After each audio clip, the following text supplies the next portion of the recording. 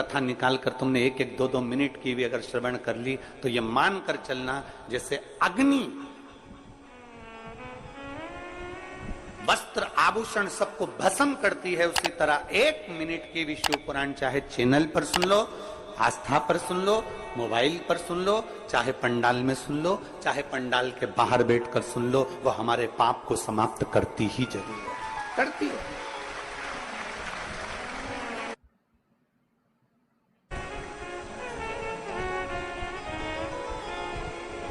एक माँ ने एक पत्र लिखा, उसमें उन्होंने घड़ी प्रसन्न होना चाहिए। उस बेटी से कहूंगा तुम दुखी नहीं होना कि लोग कहते हैं कि तुमने ये उपाय बता दिया, वो बता दिया।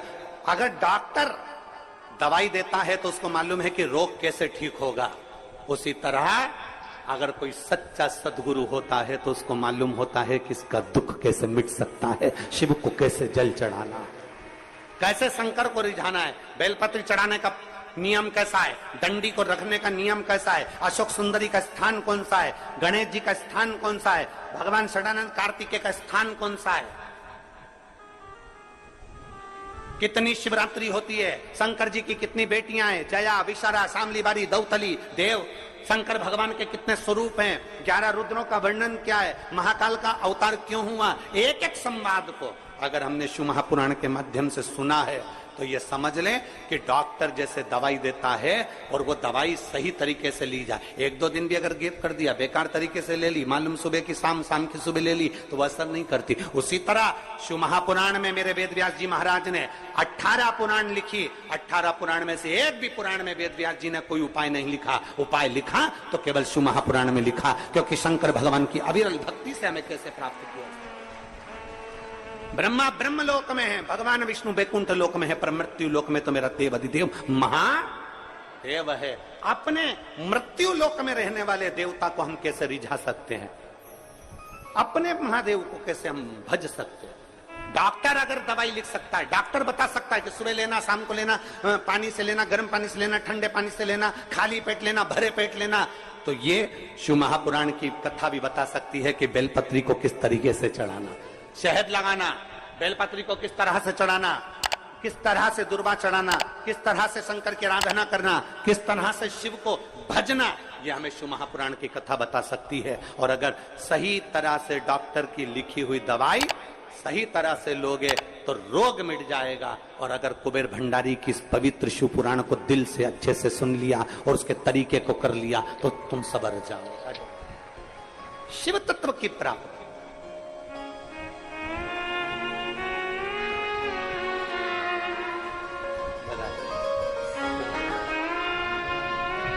कुबेरेश्वर बाबा की धरा पर आकर एक लोटा जल चढ़ाकर जरूर, मौका मिल जाए उसकी धरा पर एक बार जरूर आना, उसकी चौखट पर एक बार।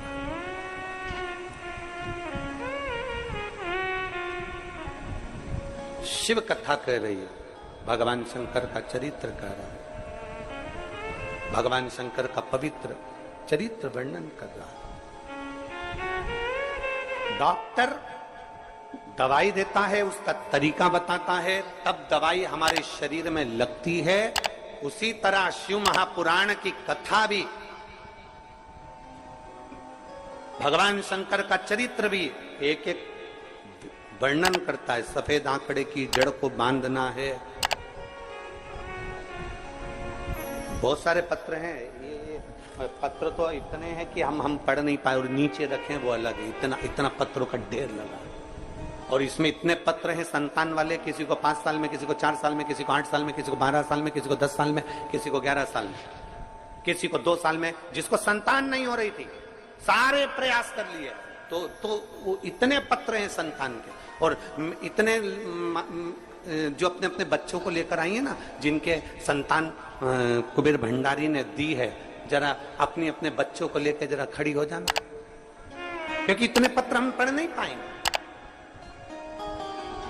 जो अपने बच्चे को लेकर आई है, कुबेर भंडारी ने जिसको दिया, अपनी अपनी औलाद जिसको कुबेर भंडारी ने कुबेरेश्वर धाम से दी है, वो लेकर खड़ी हो जाओ जरा,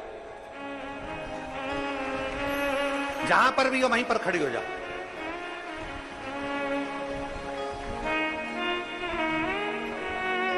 अब तुम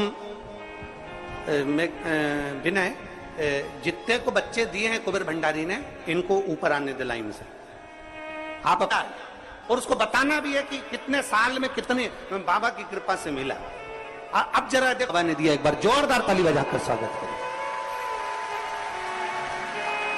जिसको बाबा ने दिया। और खाली नहीं भेजा मेरे कुबेर भंडारी ने, पंडाल भरा पड़ा हुआ है, मेरा बाबा खाली नहीं भेजा, झोलियां भर कर भेज। इतने पत्र हम संतान के नहीं पढ़े। स्वामी करुणा सागर, करुणा करने वाले हे देवादिदेव महादेव, हे भगवान शिव, मेरा निवेदन आपसे, मेरे मन के संशय को मिटा दीजिए, मेरा मन का संशय समाप्त कर दीजिए। क्या संशय है तुम्हारा?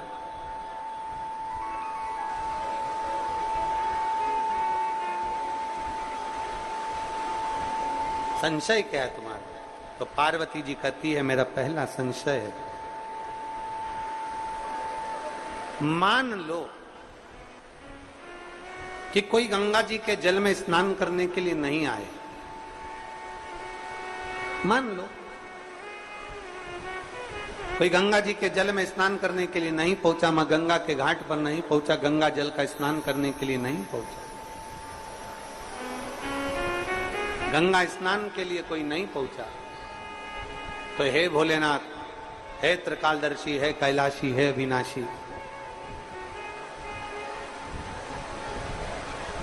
मान लो अगर गंगा के जल का स्नान करने नहीं पहुंचा, तो वो जीव जो गंगा जल तक नहीं पहुंचा है, गंगा के घाट तक नहीं पहुंचा, उस जीव का कल्याण कैसे हो? हमने एक बात आप लोगों को पहले कथा में कही थी, आज फिर कर, अपने स्मरण में रखिएगा उस बात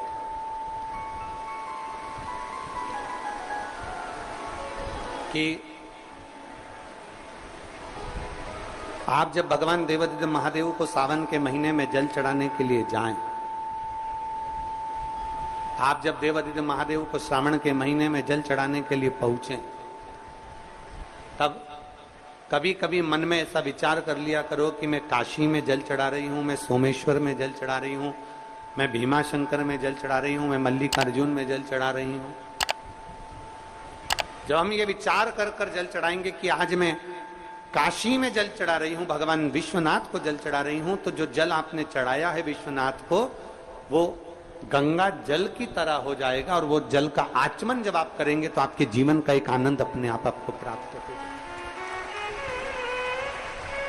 आप ये विश्वास के साथ, आप एक भरोसे के साथ, एक दृढ़ता के साथ भगवान शिव को जल चढ़ाएं।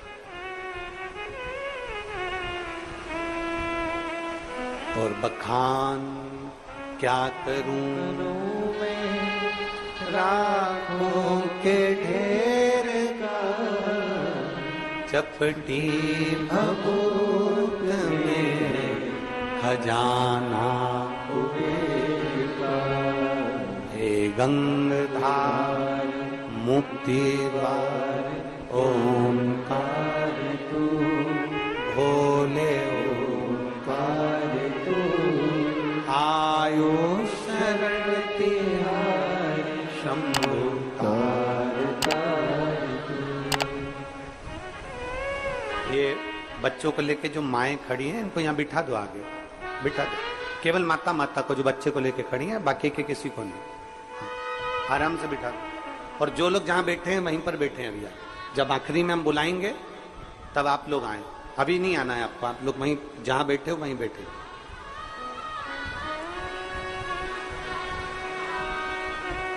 बखान क्या करूं मैं राखों के ढेर का, चपटी भभूत में खजाना कुबेर का, हे गंगाधार मुक्ति द्वार ओंकार तू, भोले ओंकार तू, आयो शरण तिहारी शंभु कार। क्या ना दे वो सब कुछ शिव देने वाला। सब। पार्वती जी का प्रश्न है, मान लो अगर कोई गंगा जी के घाट पर नहीं पहुंच पाया, कोई गंगा जी के द्वार पर नहीं पहुंच पाया, तो जीव का कल्याण कैसे हो? तो भगवान देवादिदेव महादेव कहते हैं, जो मेरे देवालय शिवालय में हर हर महादेव कहता है, गंगा वहीं पहुंचकर उसको मुक्त कर देती है। हर हर हर हर महादेव कहने वाले के लिए गंगा वहीं पहुंचकर उसको मुक्त कर दे। गंगा पहुंच,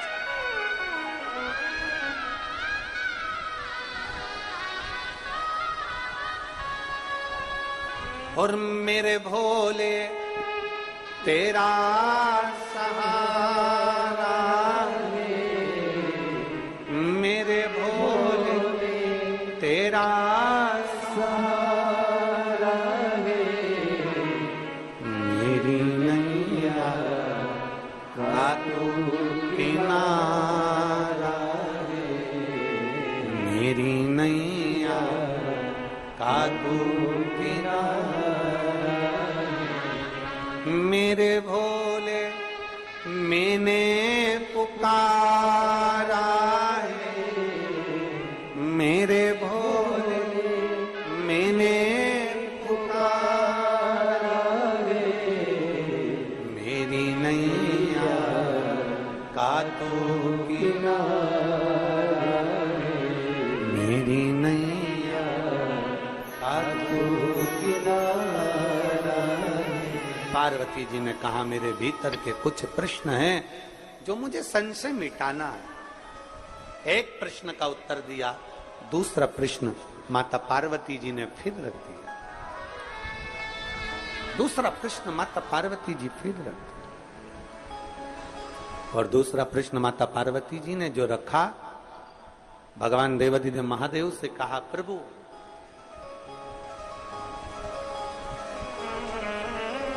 काशी मोक्ष नगरी है, काशी अभिमुक्त नगरी, मोक्ष नगरी,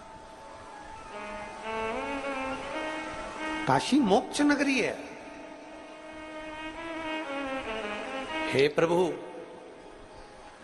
हे नाथ, हे करुणा सागर, दया सागर, कृपालु दयालु दाता, काशी मोक्ष नगरी है। और मान लो संसार का मनुष्य यदि काशी तक भी ना पहुंच पाए, तो उस जीव का कल्याण, उसकी मुक्ति कैसे? तो कहा, संसार में रहने वाला मनुष्य यदि 5 बार, 7 बार, 2 बार, 1 बार काशी काशी ही बोल लेता है, तो जीव की मुक्ति निश्चित हो जाती है। केवल काशी बोलना।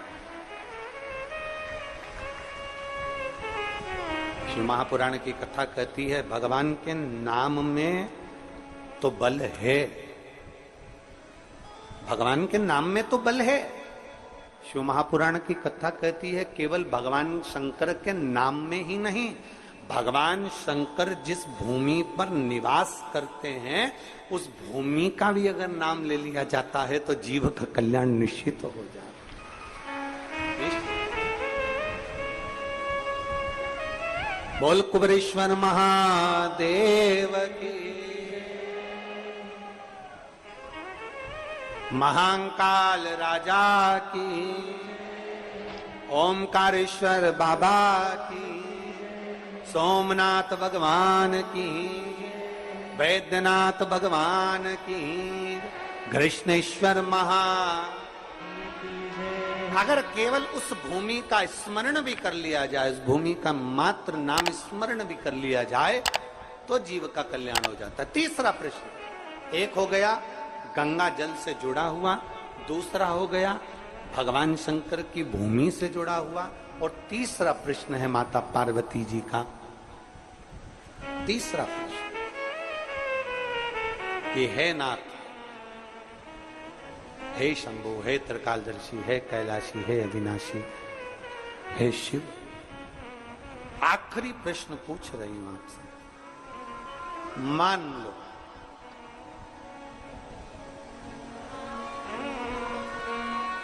अगर किसी जीव के पास में